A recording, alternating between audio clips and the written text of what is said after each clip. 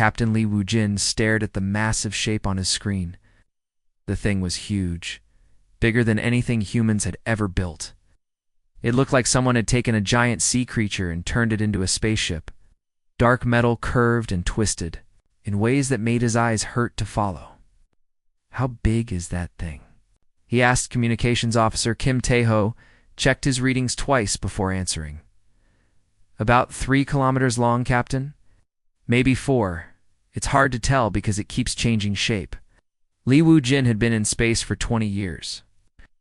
Seen asteroids that could crush cities and gas giants that could swallow Earth whole, but this ship made him feel small in a way that had nothing to do with size. It felt wrong somehow, like looking at a spider the size of a building. The UES Horizon was humanity's newest exploration ship. It was fast and well-armed for its size. But next to this alien vessel, it looked like a toy boat floating next to a whale.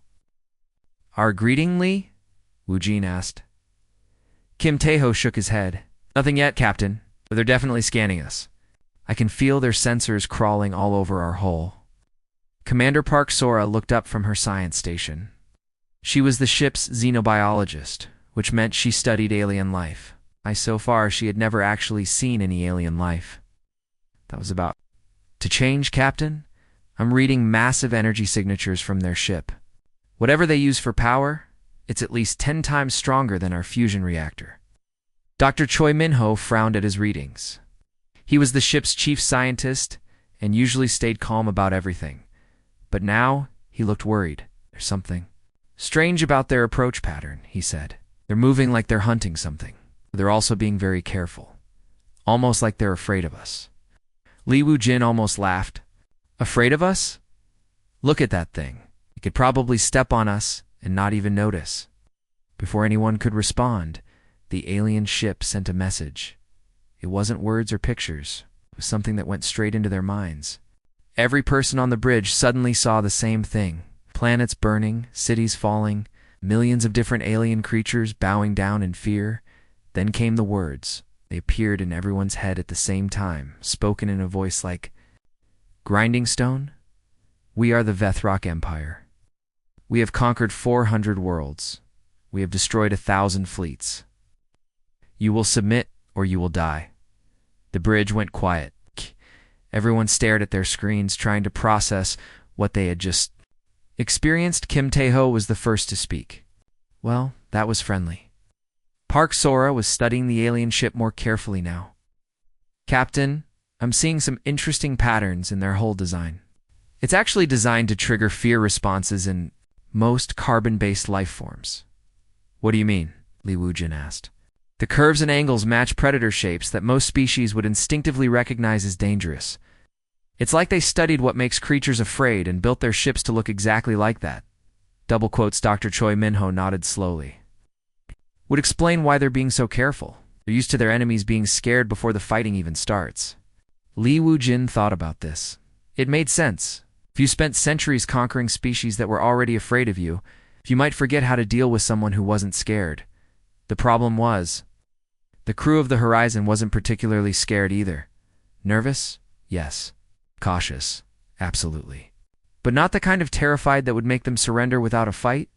"Send them a response," Li Wujin ordered. "Tell them we're representatives of Earth and we're interested in peaceful contact." Kim Tae-ho worked at his console for a moment. "Message sent. Captain." The response came quickly. This time it wasn't a mental message. It was a transmission that appeared on their main screen. The creature they saw made everyone take a step back. The Vethrak looked like something from humanity's worst nightmares. It stood over 3 meters tall, with thick black skin that seemed to absorb light. Its head was elongated and filled with teeth that looked designed for tearing metal. 4 arms ended in claws that could probably punch through steel. Its eyes were completely black and seemed to look right through the screen at them. When it spoke, its voice was like rocks grinding together. "I am War Prime Gorthek of the Vethrak Empire. Your species is unknown to us. You'll demonstrate your submission by powering down your weapons and opening your ship to inspection. You have one of your time units to comply." The transmission ended, leaving the bridge in silence again. "Well," Park Sora said finally, "they're definitely not here to trade recipes." Li Wujin studied the alien ship on his screen. It was moving closer now, and he could see smaller ships detaching from it. Hunter-killers, probably. Fast attack. Ships designed to destroy anything that didn't surrender quickly enough. What do you think, Dr. Choi? He asked. Are they bluffing? Dr. Choi Min-ho shook his head. I don't think they know how to bluff, Captain. Everything about their behavior suggests they're used to immediate surrender. They probably haven't had to actually fight anyone in a very long time. That could be good or bad for us, Park Sora observed. Either they're out of practice, or they're so powerful they don't need practice.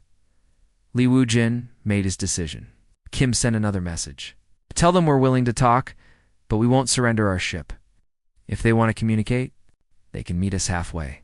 Captain Kim Tae-ho said carefully, Are you sure that's wise? A thing could probably destroy us with one shot? Maybe, Li Wujin replied. If they were really confident, they would have just attacked us already. The response came even faster this time. The Vethrak War Prime appeared on screen again, and this time he looked angry. His black eyes seemed to burn with rage. You dare refuse the commands of the Vethrak Empire? We have crushed species far more advanced than yours. We have turned proud civilizations into dust. You will submit or face the same fate. But even as the creature made its threats, Dr. Choi Min-ho noticed something interesting. The alien ship had stopped moving closer. The smaller attack ships had not moved into attack position. They were waiting. Captain, he said quietly, I think they're stalling. Li Wujin looked at his science officer. What do you mean? They're not attacking. They're trying to scare us into surrendering without a fight. That suggests they either can't attack us for some reason, or they're not sure what will happen if they do. Park Sora was nodding. It makes sense. If they've conquered 400 worlds just by showing up and looking scary, they might not have much experience with actual combat. The War Prime was speaking again, but Li Wujin wasn't really listening to the threats anymore. He was watching the alien's body language. The creature was definitely agitated, but there was something else. Something that looked almost like uncertainty. Kim, he said, send them one more message. Tell them we're not afraid of them, but we're willing to talk. If they want to meet, we'll send a shuttle with a diplomatic team. This time the silence from the alien ship lasted much longer. When the War Prime finally appeared on screen again, his expression was different. He looked confused, as if someone had just asked him a question he didn't understand. You are not afraid, he said slowly. This is not possible. All species fear the Vethrak. Well, Li Wujin said with a slight smile, I guess you just met your first exception. The transmission ended, and the bridge crew waited to see what would happen next. The alien ship hung in space, its hunter-killers still waiting for orders. That didn't come. For the first time in over 1,000 years, the Vethrak Empire wasn't sure what to do next. War Prime Gorthak stood in the center of his command chamber, staring at the small human ship on his display. In all his years of conquest, he had never felt this confused. The humans should have surrendered by now. Every species did. It was the natural order of things. The command chamber was dark and designed to intimidate. The walls curved inward like the inside of a giant skull. Gosh.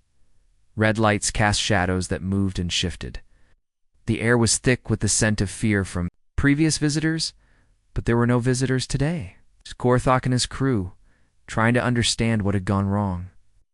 War Prime, his second-in-command, spoke carefully. The humans have sent another message. They want to meet. Gorthak's forearms flexed with irritation. Meet. They should be begging for mercy. They should be offering us their world. Yes, War Prime, but they are not. This was the problem. For over 1,000 years, the Vethrak Empire had followed the same pattern.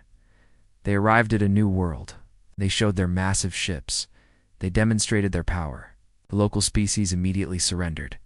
It was simple. It was efficient. It always worked until now. Gorthok accessed the ship's historical records. Species after species had followed the same pattern. The Kelvani had surrendered within hours. The Morthan had given up their entire civilization without firing a single shot. The Korth had actually destroyed their own weapons and begged the Vethrak to accept their submission. But these humans were different. They looked at Vethrak ships and seemed more curious than afraid. They received threats and asked questions. They faced the might of the Empire and offered to talk. "Send a message," Gorthok commanded. "Tell them we will meet. But they come too. Us. They board our ship. They submit to our terms." The response came quickly. The humans agreed to send a diplomatic team, but they wanted to meet on neutral ground. They suggested a location halfway between the two ships. Gorthok felt his anger rising. No species had ever made demands of the Vethrak, accepted what they were given, or they were destroyed. But something stopped him from ordering an immediate attack. It was instinct.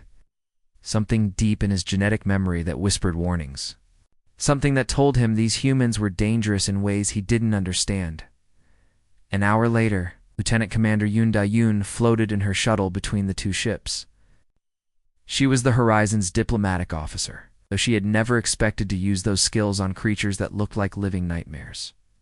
With her were Marine Captain Han Jin-seo and Dr. Song the Jin, the ship's behavioral psychologist. Han was armed, but trying not to look threatening. Dr. Song was taking notes on everything she saw. "The alien ship is even bigger up close," Han observed, "and uglier." "It's not ugly," Dr. Song corrected. "It's designed to trigger fear responses. Look at the way the hull curves. Those aren't random shapes. They're specifically designed to look like predator features that most species would recognize as dangerous." Yoon Da-yoon nodded as she piloted the shuttle toward the meeting point. "So they're basically flying around in ships designed to scare people into surrendering." "Exactly. It's probably worked for centuries. Question is, what happens when they meet someone who isn't scared?" They were about to find out. The meeting took place in a small cargo bay that the Vethrak had cleared. For the occasion, the space was deliberately intimidating. Dark metal walls covered in what looked like claw marks. Dim red lighting that made everything look bloody. The air was thick and hot, almost hard to breathe. War Prime Gorthok entered with 6 guards. Each guard was armed with weapons that looked like they could cut through steel. They arranged themselves in a formation designed to show dominance and power. The humans entered wearing simple diplomatic uniforms. They looked around the cargo bay with interest rather than fear. Dr. Song even pulled out a small device to take. "Readings. Welcome to the Vethrak Empire," Gorthok said in his grinding voice. "You stand before the conquerors of 400 worlds. You face the power that has crushed 1,000 fleets. You will now demonstrate your submission." Lieutenant Commander Yoon Da-yoon stepped forward. She was small compared to the massive alien, but she didn't seem intimidated. "Thank you for agreeing to meet," she said politely. "We represent the United Earth Alliance. We're explorers, not conquerors. We're interested in learning about your civilization." Gorthok stared at her. This was not the response he expected. Where was the fear? Where was the begging for mercy? "You do not understand," he said slowly. "The Vethrak do not meet with inferior species. You conquer them, you will surrender your world or it will be destroyed." "That seems wasteful," Dr. Song said, speaking for the first time. "If you destroy every world you encounter, how do you learn? Anything new?" The question caught Gorthok off guard. Learn. The Vethrak didn't learn from other species. They conquered them. That was the point. "We do not learn from prey," he said finally. "But you must have learned something from 400 conquered worlds," Dr. Song continued. "Different technologies, different ways of thinking. That's fascinating. How do you process all that information?" Gorthok felt something he hadn't experienced. In centuries, confusion. The human was asking questions as if she were genuinely interested in Vethrak culture. As if she saw them as something other than terrifying conquerors. "You are not afraid," he said, more as a statement than a question, "should we be?" Captain Han asked. Oh, you're clearly powerful, but you haven't actually done anything threatening. "You've just told us you're dangerous." This was getting worse. The humans were treating the Vethrak like they were just another species to study and understand. They were asking questions about culture and technology instead of begging for their lives. "I have personally conquered 17 worlds," Gorthok said, trying to regain control of the conversation. "I have watched entire civilizations kneel before Vethrak power. I have seen proud warriors weep at the sight of our ships. That must have been difficult for you, Dr. Song said sympathetically. All that responsibility. All those decisions about life and death. How do you cope with the psychological pressure? Gorthak took a step back. The human was treating him like a patient instead of a conqueror. She was asking about his feelings. His feelings. I do not have feelings, he said firmly. I am a weapon of the Empire. Everyone has feelings, Dr. Song replied gently. Even weapons, especially weapons. The question is what you do with those feelings. Lieutenant Commander Yoon Dae-yoon could see that the war prime was becoming agitated. His guards were shifting nervously. This was not going the way any of them had expected. Perhaps we could discuss trade agreements, she suggested. Vethrak Empire must have needs that Earth could help with. We have resources, knowledge, culture. We do not trade, Gorthak said. We take what we need, but that's so inefficient, Captain Han pointed out. If you destroy a civilization, you can only take what they have. If you trade with them, they can create new things for you. They can solve problems you didn't even know you had. Gorthak was quiet for a long moment. He was trying to process what the humans were saying. They were offering to help the Vethrak. They were suggesting cooperation instead of conquest. It was completely outside his experience. You offer to serve the Empire? He asked finally. We offer to work with the Empire, Yoon Dae-yoon corrected, as equals, as partners. The word equals hit Gorthak like a physical blow. No species had ever claimed to be equal to the Vethrak. The concept was so alien that he couldn't even understand it at first. There are no equals to the Vethrak, he said automatically. There are now, Dr. Song said with a smile. The meeting continued for another hour. But Gorthak barely heard what was said. His mind was trying to process something completely new. The humans weren't afraid of him. They weren't submitting to his power. They were treating him like an equal. And somehow, that was more terrifying than any weapon they could have pointed at him. When the humans finally left, Gorthak stood alone in the cargo bay for a long time. For the first time in his life, he wasn't sure what to do next. The humans had broken every rule he understood about how the universe worked. They had done something that no species had ever done before. They had made the Vethrak doubt themselves. Admiral Ko Hyun-soo sat in the emergency council chamber deep inside Earth Defense Headquarters. The room was filled with the most important people on the planet. Everyone was trying to understand what humanity had just walked into. Show me the analysis again, he said to Dr. Bae Soo-ben, Earth's leading evolutionary biologist. Dr. Bae activated the holographic display. Images of the Vethrak appeared in the center of the room. The massive alien creatures looked even more frightening when shown at full size. On the surface, they appear to be perfect apex predators, Dr. Bae explained. Large, powerful, technologically advanced. But when you look deeper, the picture becomes more complex. He was in charge of Earth's military forces, and he needed to know what they were dealing with. What do you mean by complex? Dr. Bae changed the display to show behavioral patterns.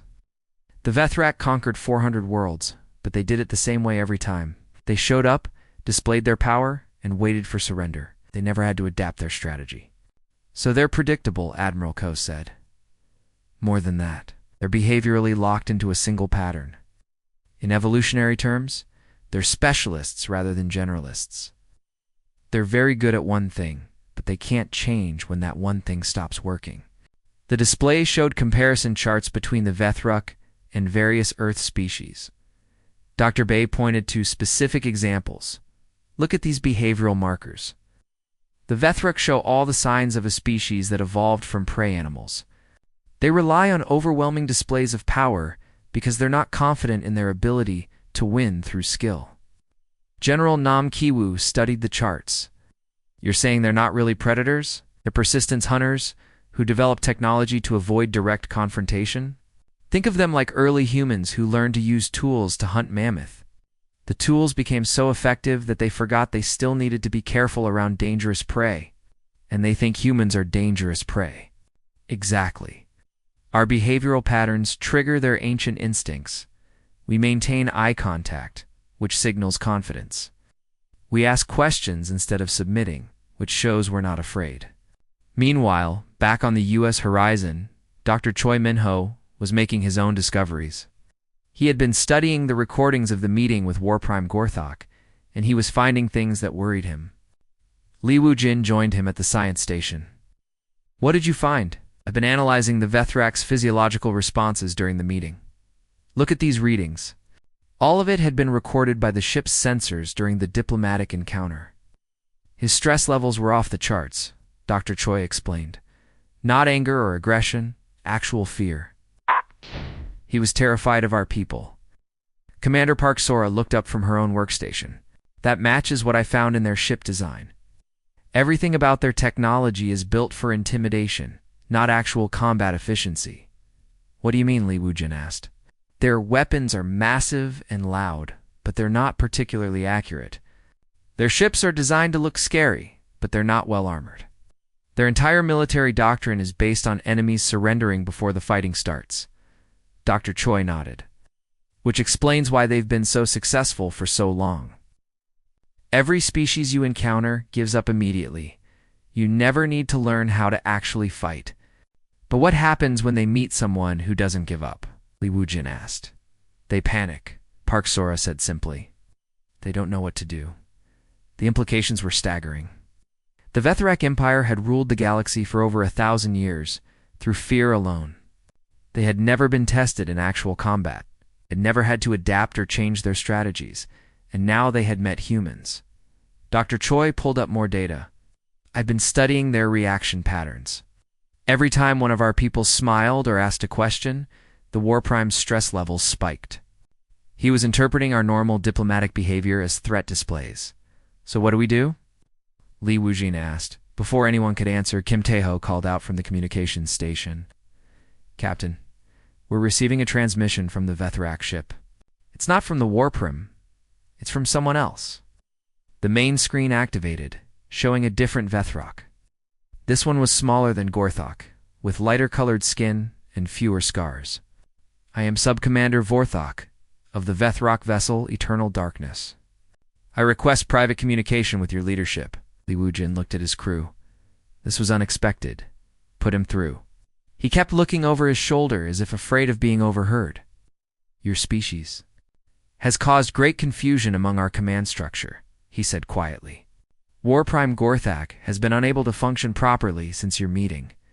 He keeps asking questions about human behavior that none of us can answer." "What kind of questions?" Li Wujin asked. "Why do you smile when threatened?" "About our culture instead of begging for mercy? Why do you offer cooperation instead of surrender?" Oh. "These concepts are unknown to us." Dr. Choi stepped forward. "Perhaps we could help explain human behavior. We're always happy to share cultural information." The sub-commander's eyes widened. "Knowledge should be shared, Doctor," Choi said. "That's how civilizations grow and improve." This seemed to confuse the alien even more. "But we are enemies." "Why would you help enemies?" "Are we enemies?" Li Wujin asked. The sub-commander was quiet for a long moment. "In all our history, we have never encountered a species that offered to teach us. We have always taken what we needed through conquest. Never having friends, never learning new things except through force." The alien's expression changed. For the first time, he looked sad instead of threatening. "We have forgotten how to have friends," he admitted. "We have forgotten how to learn without conquering. We have forgotten many things." The conversation continued for another hour. The sub-commander asked dozens of questions about human culture, human emotions, human ways of thinking. He was particularly fascinated by the concept of cooperation between different groups. "On our world," he explained, "strength determines everything. The strong rule the weak serve the strong. There is no cooperation between equals because there are no equals." "But that must limit what you can accomplish," Dr. Choi pointed out. "If only the strongest make decisions, you miss out on ideas from everyone else." "Ideas from the weak are not valuable," the sub-commander said automatically. Then he paused. "But you are not weak, yet you listen to all your crew members. Even the small female gives opinions to the large male leader." He was talking about Commander Park Sora and Captain Li Wujin. The concept that physical size didn't determine leadership was completely alien to him. Strength comes in many forms, Li Wujin explained. Knowledge is strength. Wisdom is strength. Compassion is strength. We use all kinds of strength to solve problems. The sub-commander's questions became more urgent. How do you decide who leads? When different groups want different things, which answer seemed to surprise him more? The idea that humans could disagree and still work together was revolutionary. The concept that leadership could be based on skill rather than physical power was unthinkable. I must go, he said finally. War Prime Gorthok is calling for me. But I have learned much from this conversation. You've given me much to think about. The transmission ended, leaving the bridge crew in thoughtful silence.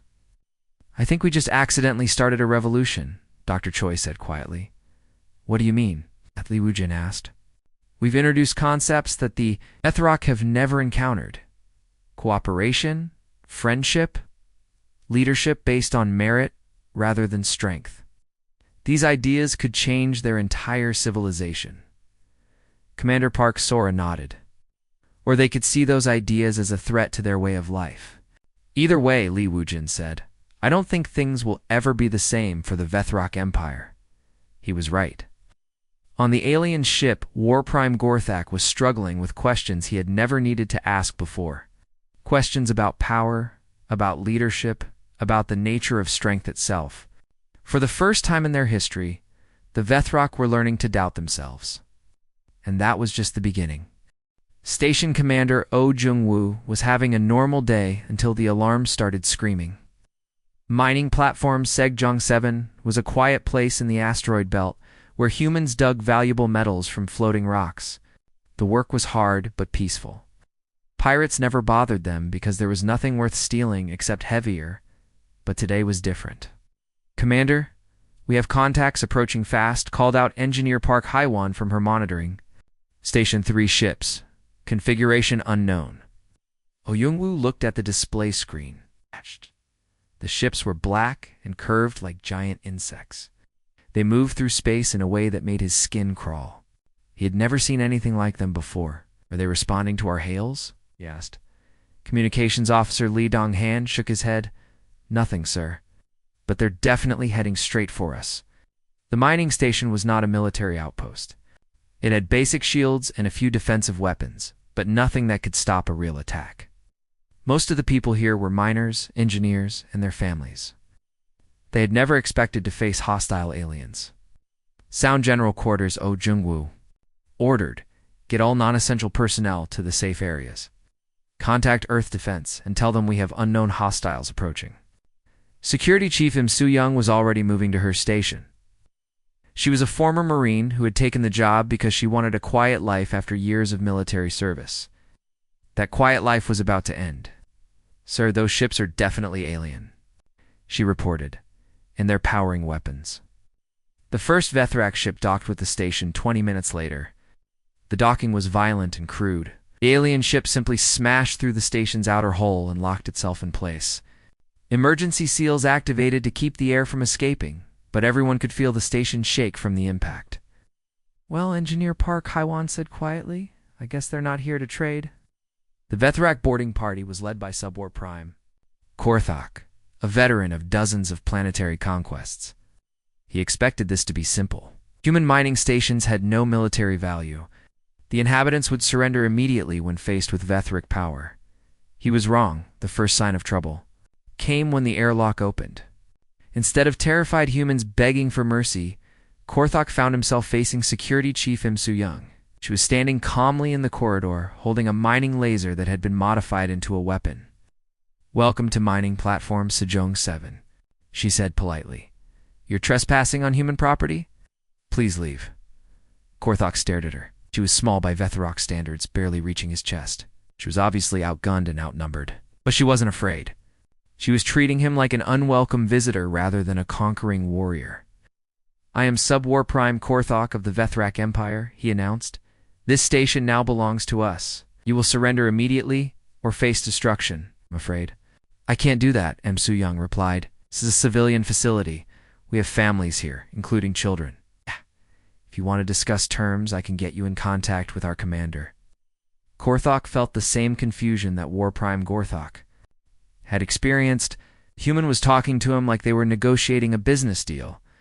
She was offering to get her superior as if this were a normal diplomatic meeting. "There are no negotiations," he said firmly. "You surrender or you die."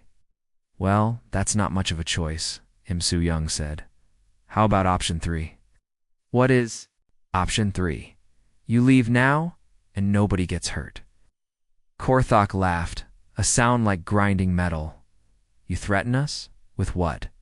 Your pathetic mining equipment?" Im Soo-young smiled. It was not a nice smile. "You'd be surprised what mining equipment can do when you use it creatively." The battle that followed was unlike anything in Vethrock military history. The humans didn't fight like any species the aliens had encountered before, didn't form battle lines or follow predictable tactics. They adapted constantly, using the station itself as a weapon. Engineer Park Hai-1 had turned the mining lasers into defensive turrets. Communications officer Lee Dong-hein was using the station's industrial systems to create obstacles and traps. The maintenance crews were rerouting power and atmosphere to confuse the invaders. But it was the psychological warfare that really disturbed the Vethrock. The humans didn't act like a defeated enemy. They joked with each other during the fighting. They shared snacks during lulls in the battle. When one of them got wounded, the others would patch him up and send him right back into combat. Most disturbing of all, they seemed to be enjoying themselves. "This is impossible," Korthok muttered as his troops fell back for the third time. "They're civilians. They should be cowering in terror."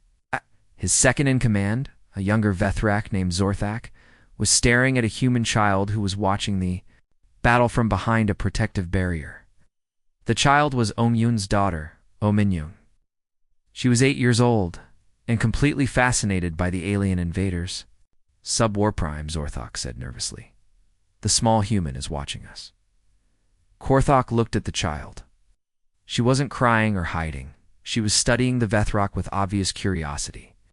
When she saw him looking at her, she waved. The gesture hit Korthok like a physical blow. In all his years of conquest, no one had ever waved at him, certainly not a child. Children were supposed to scream and run when they saw Vethrock warriors. "Why is she not afraid?" he asked. His troops had no answer. We're all staring at the little girl who was treating them like interesting visitors rather than terrifying conquerors. The battle continued for 6 more hours. The humans used every piece of equipment on the station as a weapon. Gravity generators became traps. Atmospheric processors became tear gas dispensers. Even the food synthesizers were turned into projectile weapons. But the worst part was the humans themselves. They fought with a creativity that the Vethrock couldn't match.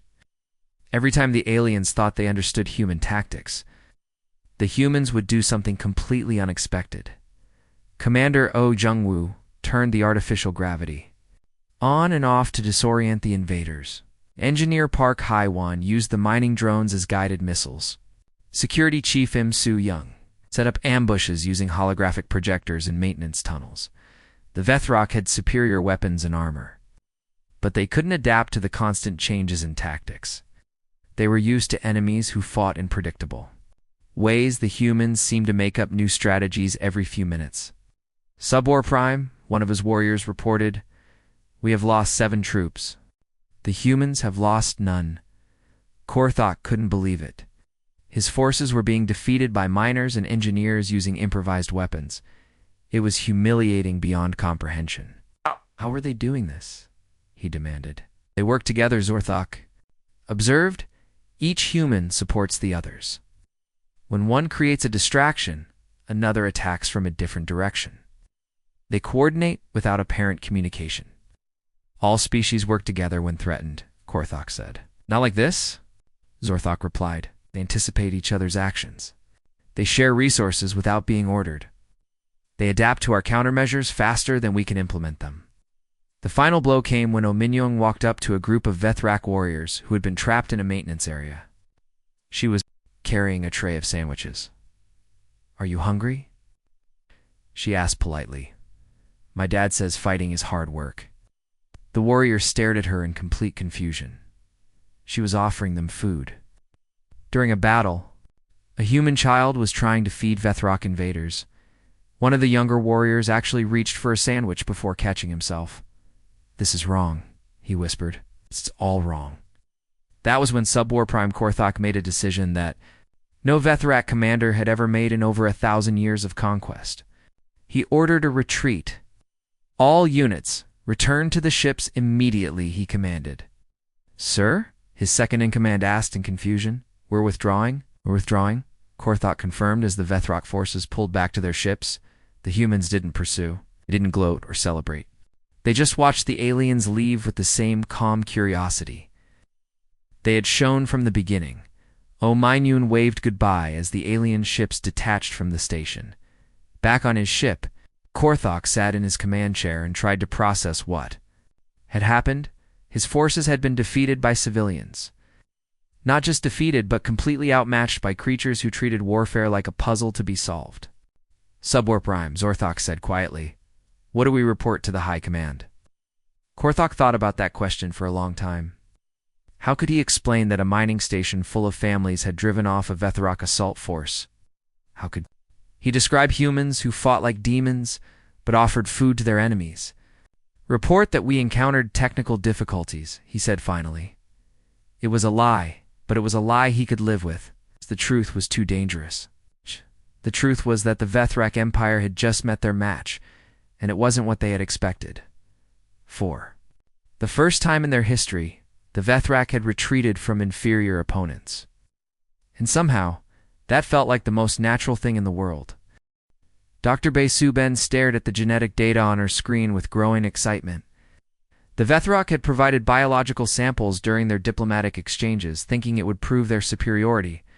Instead, it had revealed something extraordinary about their true nature. This changes everything, she said to her research team at the Earth Defense Biology Lab, her assistant. Dr. Park Jin-woo looked over her shoulder at the complex genetic maps. What did you find? The Vethrak aren't apex predators, Dr. Bay said. They're persistence hunters who got lucky with technology. Look at these genetic markers. She highlighted several sections of the alien DNA. These are the genes for endurance and pattern recognition. The Vethrak evolved to chase prey over long distances, wearing them down through relentless pursuit. They never developed the burst speed or tactical thinking of true predators. So how did they conquer 400 worlds? Dr. Park asked. Die. Never actually fighting anyone, Dr. Bay replied. They developed overwhelming technological advantages and used them to intimidate prey species into surrendering. It's brilliant, but it has a fatal weakness. What weakness? They've forgotten how to adapt when intimidation doesn't work. They're like a computer program that only has one subroutine. When that program fails, they don't know what to do. Meanwhile, Captain Shin Jae-hyun was leading a research expedition to a Vethra-controlled world called Morthan Prime. His team included anthropologist Dr. Kong Yoon-ju and tactical analyst Major Ru Song-min. They had been given permission to study the planet as part of the ongoing diplomatic talks. What they found was disturbing. The entire planet is set up like a prison, Major Ru reported as they toured the capital city. The local species, the Morthan, live in designated areas and work in designated jobs. They have no freedom of movement or choice. Dr. Kang was studying the behavior of the native population.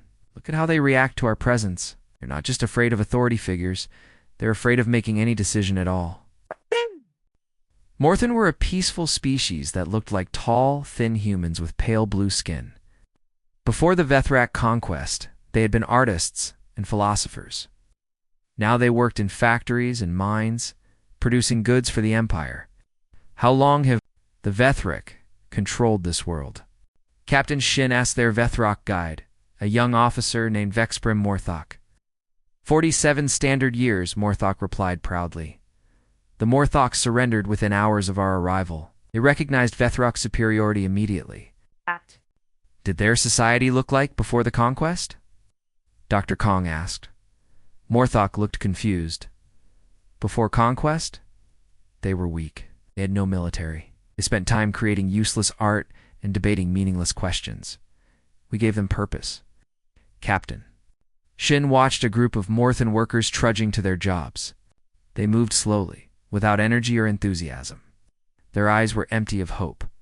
They looked miserable, he observed. Happiness is not important, Morthok said. Productivity is important. Order is important. The Morthen produce more goods now than they ever did before conquest. But what's the point of producing goods if the people making them are unhappy? Dr. Kang asked. Morthok stared at her as if she had asked why water was wet. The point is service to the Empire. The point is order. The point is strength. But you're not actually stronger, Major Rue pointed out. You're just bigger. There's a difference. The Vethrock officer's confusion was obvious. He had never considered that size and strength might not be the same thing.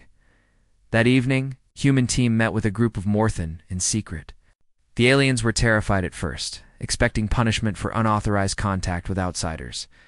But when they realized the humans meant no harm, they began to talk. We remember the old days, said an elderly Morthen named Sirenka. We had schools where children learned to think for themselves. We had artists who created beautiful things. We had debates where different ideas were discussed freely. What happened to all of that? Dr. Kang asked gently. The Vethric said it was weakness. Another Morthen replied. They said we needed to be productive. They said thinking for ourselves was dangerous. But we still remember, Sirenka said quietly. In secret, some of us still teach the old ways to our children. We tell them stories of the time when Morthen could choose their own paths. Captain Shin felt anger building in his chest. Would you want to be free again? The Morthen looked around nervously before Sirenka answered. We dream of freedom, but we are not warriors. We cannot fight the Vethric. Maybe. You don't need to fight them, Major Rue said. Maybe you just need to stop being afraid of them. How can we not be afraid? They are so powerful. Dr. Kang smiled. Let me tell you about a mining station where a little girl offered sandwiches to Vethrak warriors. The story of mining platform Sejong 7 spread through the Morthen population like wildfire. Within days, the humans noticed changes in the alien workers. They walked a little straighter, looked up from their tasks more often. They began talking to each other in groups. Vexprim Morthok was disturbed by these changes. The Morthon are behaving strangely, he reported to his superiors. They seem less compliant than usual. What do you mean? His commander asked. Yesterday, a group of workers asked why they couldn't have longer rest periods. Today, some of them started singing while they worked. Singing, Commander? They never sing. What did you tell them about the rest periods? I told them it was not their place to ask questions. But they asked why it wasn't their place. They wanted to know who decided these rules and whether the rules could be changed. The commander was quiet for a moment. What did the humans do during their visit? They asked questions. Right. Many questions. About our society, our history, our methods of control. They seemed particularly interested in how we maintain order. And what did you tell them? The truth? That we are strong and the Morthen are weak. That we conquered them easily because they could not resist our power. Did they seem impressed by our strength? Oh, Morthok hesitated. No, Commander. They seemed ... sad. They said the Morthon were capable of more than we allowed them to achieve. Conversation was interrupted by an urgent communication from another part of the planet.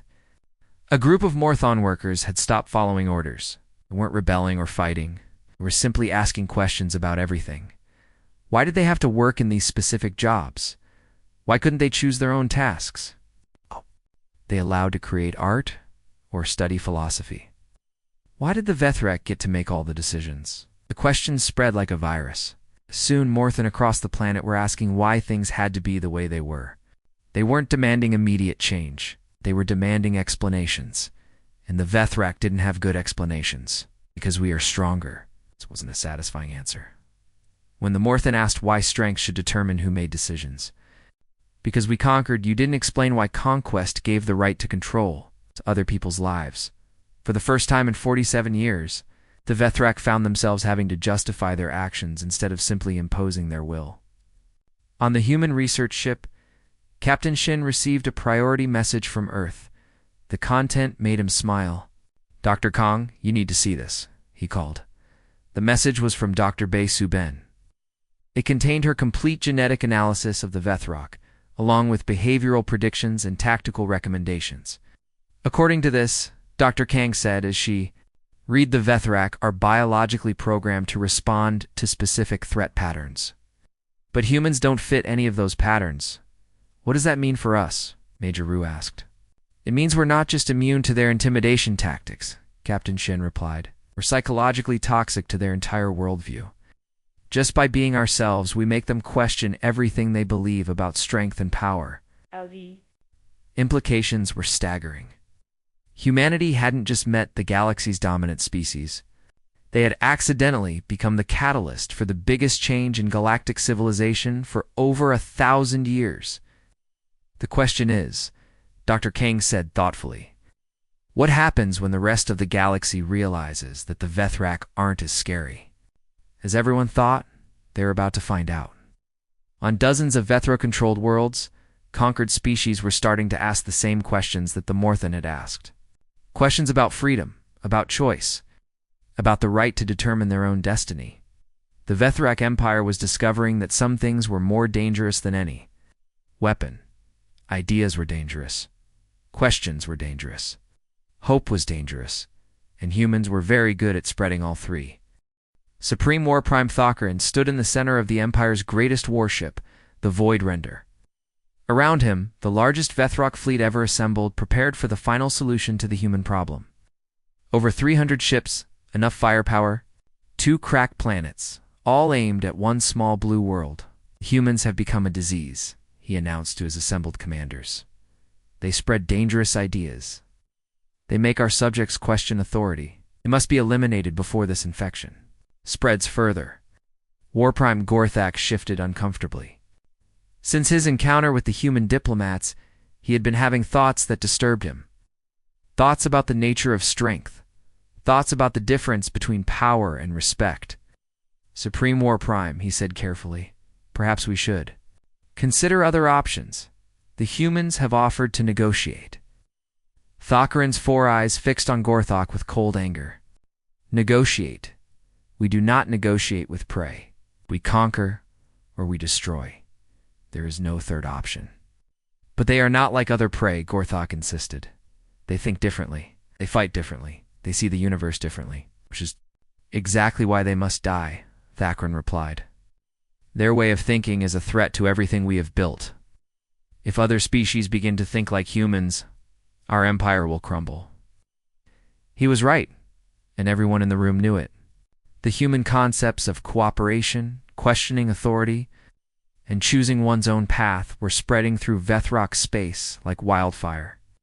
On every conquered world, subject species were beginning to ask why they had to obey their conquerors. Fleet. Admiral Choi Yansu watched the approaching alien fleet on her tactical display. Earth's defenses were strong, but not strong enough to stop 300 Vethrak warships. The planet's only hope lay in the unconventional tactics that Dr. Bae Zubin had developed based on her understanding of Vethrak psychology. All ships. This is Admiral Choi. She broadcast to the Earth's defense fleet. Remember, we're not trying to destroy them, we're trying to confuse them, make them question their own certainty. General Lim Hyojin was coordinating ground defenses while Dr. Jing Wusong monitored the psychological warfare systems. The plan was insane, but it was the only chance they had. Admiral Dr. Zheng reported, the Vethrak fleet is entering. Engagement range. Their formation is exactly what we predicted. Standard intimidation approach? Perfect, Admiral Choi replied. All ships, execute plan paradox. What happened next violated every principle of space warfare that the Vethrak understood. Instead of forming defensive lines or attacking weak points, the human fleet scattered in seemingly random directions.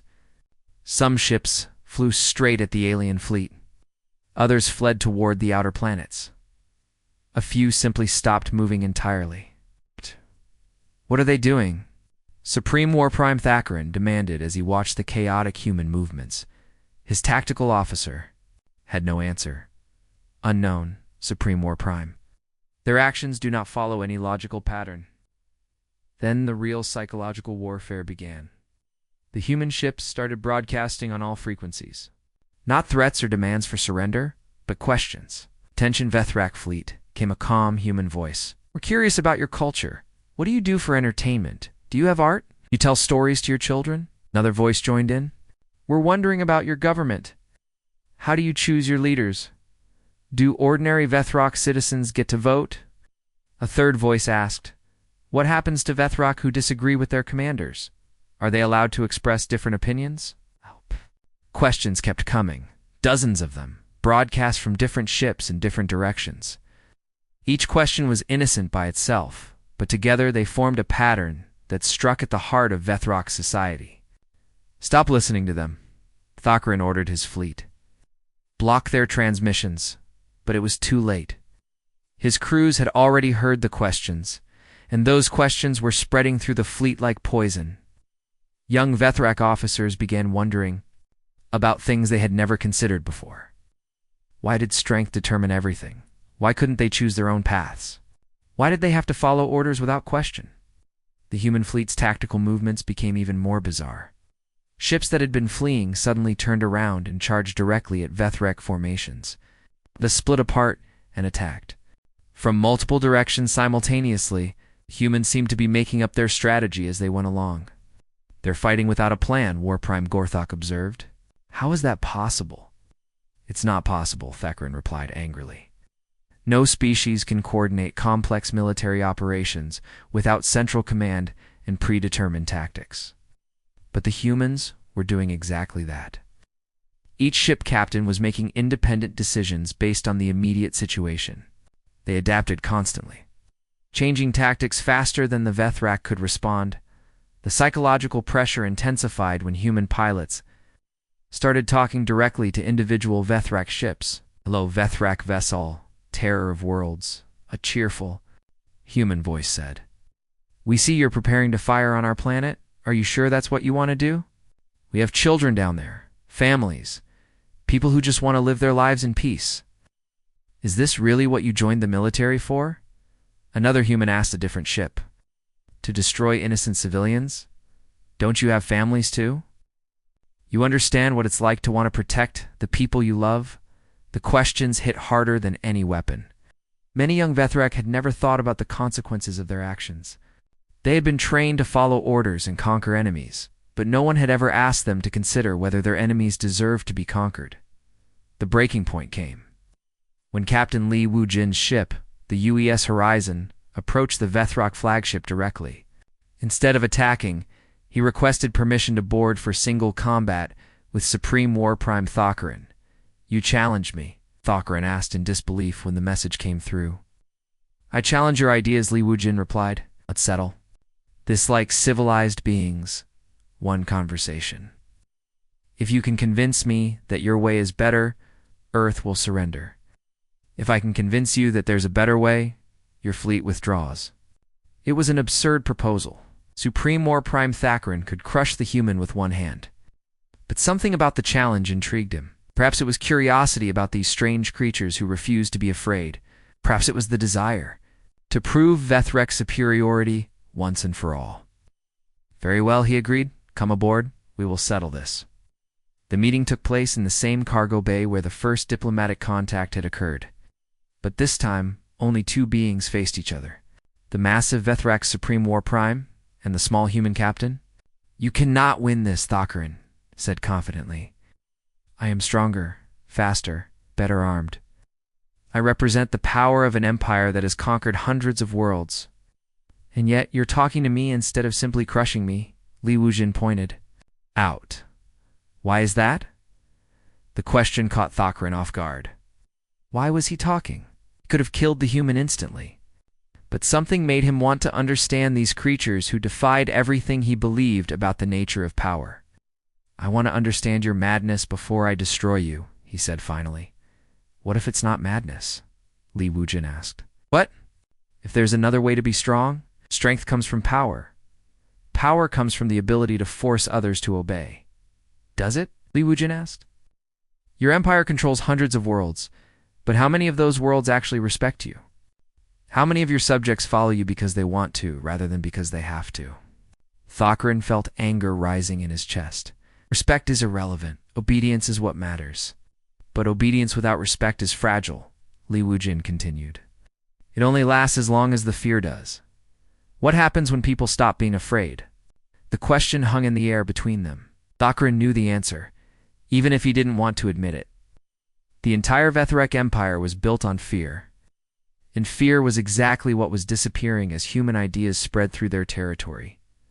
Your species is a disease, Thakran said desperately. You corrupt everything you touch. You make the weak think they can be strong. We don't make anyone think anything, Li Wujin replied gently. We just show them that there are choices. That strength comes in many forms. That cooperation can be more powerful than domination. Impossible. The strong rule the weak. That is the law of nature. Is it? Look around you. My ship is surrounded by your fleet. I'm standing in front of a being who could kill me without effort. By your definition, I should be terrified, but I'm not. I'm talking to you as an equal. How is that possible if your law of nature is absolute? Thakran stared at the small human who stood before him without fear or submission. For the first time in his life, he was seeing true strength, not the strength that came from size or weapons or the ability to intimidate others. It's a strength that came from choosing to do what was right even when it was dangerous. The realization broke something fundamental in his worldview. If humans could be strong without being physically powerful, if they could inspire loyalty without using fear, if they could build civilization through cooperation rather than conquest, then everything the Vethrak believed was wrong. What do you want from us? He asked quietly. Nothing, Li Wujin replied. We want you to discover what you want for yourselves. We want you to choose your own path, instead of following a path that was chosen for you thousands of years ago. The conversation continued for hours. Wujin didn't try to defeat Thakran through argument or convince him that humans were superior. Instead, he simply asked questions. Questions about what the Vethrak actually wanted from life. Questions about whether conquest really made them happy. Questions about what kind of future they wanted for their children. By the end, Supreme War Prime Thakran was crying. Actual tears from a being who had been taught that emotions were weakness. He was crying for all the worlds he had destroyed, all the civilizations he had crushed, all the potential that had been lost because the Vethrak had never learned to see other species as equals. What do we do now? He asked. Now you go home, Li Wujin said. You talk to your people. Ask them the same questions I asked you. You let them choose what kind of empire they want to be. The Vethrak fleet withdrew without firing a shot. But the real victory came later, as human ideas continued to spread throughout the galaxy. Species that had been conquered began to question their conquerors. Young Vethrak began to question their elders. The rigid hierarchy that had held the empire together for over 1,000 years began to crack. The galaxy didn't see immediate peace. Change was slow and sometimes painful. But for the first time in centuries, change was possible. The Vethrak learned to ask questions instead of giving orders. Conquered species learned to demand answers instead of accepting oppression. Humanity didn't become the galaxy's new rulers. They became something far more valuable. They became teachers, showing other species that evolution's greatest achievement wasn't creating the perfect predator. It was creating beings capable of choosing their own destiny. The galaxy's top predators had met humans, and evolution hadn't just blinked. It had learned to see.